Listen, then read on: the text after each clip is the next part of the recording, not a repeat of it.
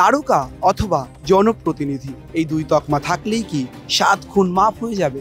এমনই প্রশ্নের মুখোমুখি হচ্ছেন এবার তৃণমূল বিধায়ক কাঞ্চন মল্লিক। বিশিষ্ট অভিনেতা বিতর্কে জড়ালেন ফের।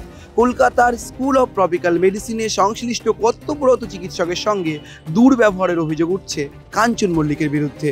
তিনি আউটডোরে এসে রীতিমতো বদলি করে দেওয়ারও হুমকি নাকি দিয়েছেন ওই চিকিৎসককে। এমনই অভিযোগ করছেন হাসপাতালের জুনিয়র চিকিৎসকরাও।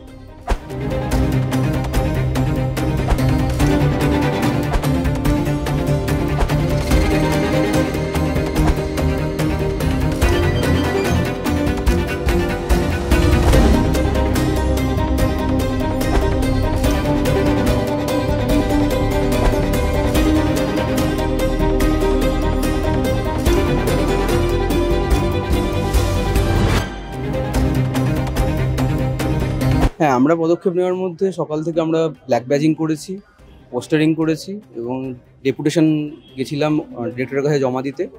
ডিরেক্টর স্যার এখন স্বাস্থ্য ভবনে আছেন, সেই কারণে আমরা এখন ডেপুটেশন জমা দিতে পারিনি। স্যার স্বাস্থ্য ভবন থেকে এলে আমরা ডেপুটেশন জমা দিচ্ছি।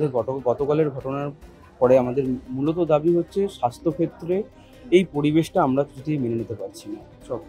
সবাই যিনি রাজনৈতিকভাবে প্রভাবশালী হন বা না হন, সবাই এসে হুমকি ধমকি বা ডাক্তারের ওপরে এই নির্যাতন এগুলো দিনের পর দিন চলছে। আমরা এটা কোনোভাবেই মানছি না এবং আমরা ক্ষুব্ধ। এটা জুনিয়র ডক্টরদের সঙ্গে আমরা যখন ঘটনাটা চলে 2-3 জন জুনিয়র ডক্টর ছিলেন ওখানে, তখন ওনারা দেখেছেন। পুলিশ অধিকারীরা পরে আসছেন বিভাগীয় প্রধানের সঙ্গে কথা বলে। ওনারা দেখেছিলেন যেটা বাদানুবাদ হচ্ছে স্যারের সঙ্গে ওনাদের। কাঞ্চন মল্লিক এবং তার স্ত্রী দুজনে সম্ভবত দেখাতে আসেন, সম্ভবত তিনজন এসেছিল। ঘটনার পরে আমরা যখন জানতে পারি, তখন গিয়ে যখন পৌঁছই, তখন যে রোগীরা ছিলেন তারা যথেষ্ট উত্তেজিত ছিলেন এবং সেটা এক প্রকার তারাই এই কাঞ্চন মল্লিক এবং তার স্ত্রীকে তারাই এক প্রকার বাইরে যেতে বলেন এবং তারাই এক প্রকার বাইরে করে দেন। কাঞ্চনের কুকীর্তি প্রকাশ্যে আসার পর, অভিযোগে সরব হওয়ার পরেই রীতিমতো বেজায় চাপে পড়েছেন বিধায়ক। কিন্তু কি বলছেন তিনি? কাঞ্চন মল্লিকের সঙ্গে আমরা যখন সরাসরি যোগাযোগ করি, তিনি কিন্তু বলছেন একেবারে উল্টো কথা। শোনাবো আপনাদের। ওনার রিপোর্ট করাতে, কারণ মে মাসে ভর্তি হয়েছিলেন ট্রপিক্যালে হাইপোডার্মা নিয়ে। তো ওনাদেরই সুচিকিৎসা এবং স্কিন ডিপার্টমেন্টের ডাক্তারদের সহযোগিতায় উনি ওখান থেকে ডিসচার্জ হন মে মাসের 22-23 তারিখ নাগাদ। তো রিপোর্টিং এর কথা ছিল, উনি আসানসোলে থাকেন, কাল এসেছিলেন রিপোর্ট করতে। তো আমি সঙ্গে ছিলাম। ওনাকে হুইল চেয়ারে, উনি চলশক্তিহীন, হুইল চেয়ারে করে নিয়ে আমি ঢুকি ভেতরে। ওপিডিতে টিকিট কেটে আমি স্কিন ডিপার্টমেন্টে যাই। ডিপার্টমেন্টের যিনি হেড অফ দ্য ডিপার্টমেন্ট উনি দেখেন, উনি রিপোর্ট দেখে উনি ওষুধগুলো যে কটা চেঞ্জ করার করে নেন এবং উনি বলেন যে মেডিসিনে ডিপার্টমেন্টে একবার গিয়ে দেখাতে, কেননা ওনার একটু প্রেশার সুগারের প্রবলেম ছিল, তাই হল। ওখানে ডাক্তার ছিলেন, পরে জানি উনি ডক্টর রহমান, সঙ্গে পাশে আরেকজন ডাক্তারও ছিলেন। তো আমি গিয়ে যাওয়াতে উনি আবার জিজ্ঞেসও করেন, আপনি দেখাবেন? আমি বললাম না, আমার দিদা শাশুড়ি কে এনেছি, উনি দেখবেন। বলে আপনাকে একটু ওয়েট করতে হবে 3-4 জনকে দেখে তারপর। আমি বললাম ঠিক আছে। আমি তখনও ওয়েট করলাম। ওয়েট করার পর যখন ওনাকে আমি বললাম, তখন উনি আমার বারবার বললেন যে কেন মেডিকেলে পাঠালো, স্কিনের মেডিসিনে কেন পাঠালো, ওটা তো স্কিনের ব্যাপার। বললাম দেখুন, ওনারাই রেফার করেছেন বলে এসছি। তো উনি 2-3 বার হ্যানা করার পর আমি যখন বললাম স্যার একটু যদি দেখে দেন, ওনারাই রেফার করেছেন, যদি একটু প্রেশারটা চেক করিয়ে দেন। তাতে উনি বললেন আমি কি চেক করবো না করবো সেটা আপনি আমায় বলে দেবেন। বললাম সরি স্যার, অন্যায় হয়ে গেছে, আপনি যদি একটু দেখে দেন। তো একটা ওষুধ এর কথা ছিল, ওটা আমার জিজ্ঞেস করেন যে স্যার এই ওষুধটা কি চলবে না বন্ধ করে দেবো? তাতে উনি হঠাৎ করে বলেন যে আপনি কি MBBS পাস করেছেন নাকি? আর যদি অত ইয়ে করার থাকে আপনি আমার চেয়ারে বসে এগুলো লিখে দিন, যা পারেন লিখে নিন। তখন আমি বাসায় বলি এইভাবে কথা বলছেন কেন, আপনি ইরিটেটেড হচ্ছেন কেন, আমি কিভাবে রিয়েক্ট করছেন কেন? আমি যেখানে বসে কাজ করি, আমার দিনে 1000টা পেশেন্ট দেখতে হয়। তো আমি তখন বলি আরে এটা তো ওপিডি, এটা তো আপনার ডিউটি, এখানে তো সবাই আসে দেখাতেই। তা নিয়ে একটু বাদানুবাদ হয়। তারপর আমি বলি আপনাকে আমি দেখাবো না, কি আছি ওখান থেকে।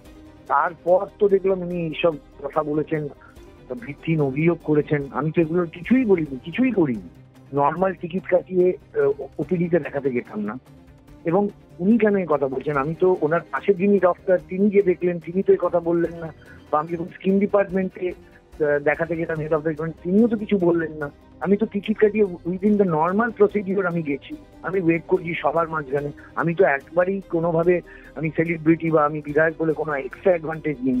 যে অভিযোগ করতেন অত্যন্ত ভিকটিম এবং অমূলক, এটা কোনো আমি এগুলো কিছু বলিনি। আর উনি যে ওপিডির মাঝখানে দাঁড়িয়ে একটা ওষুধ খাবে কি খাবে না এই বলার, উনি যেভাবে রিয়াক্ট করেছেন একজন মহিলার সঙ্গে বা আমাদের সঙ্গে একটা নর্মাল ওপিডিতে দাঁড়িয়ে, সেই কথাটা তো বলা হচ্ছে না, সেটাও তো অসম্মানজনক। নিশ্চয়ই আমি তো বলছি যে আমি একটা ওষুধ, সেটা চলবে কি চলবে না এইটুকু জিজ্ঞেস করেছি।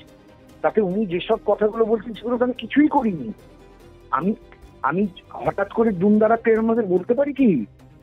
বলতে গেলে তো তার তথ্য প্রমাণ দিতে হবে, অদ্ভুত ব্যাপার, আমি তো বুঝতেই পারছি না।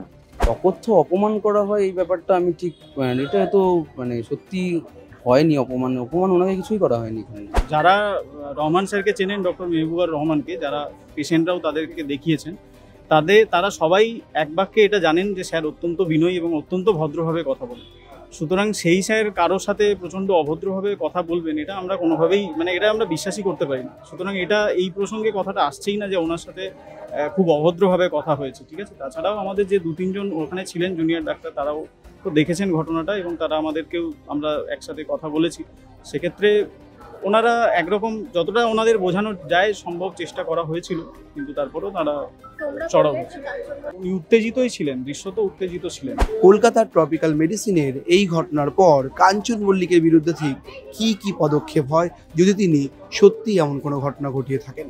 ক্যামেরায় সুমনের সঙ্গে রবীন্দ্র দাসের রিপোর্ট, সংবাদপ্রতিদিন.in।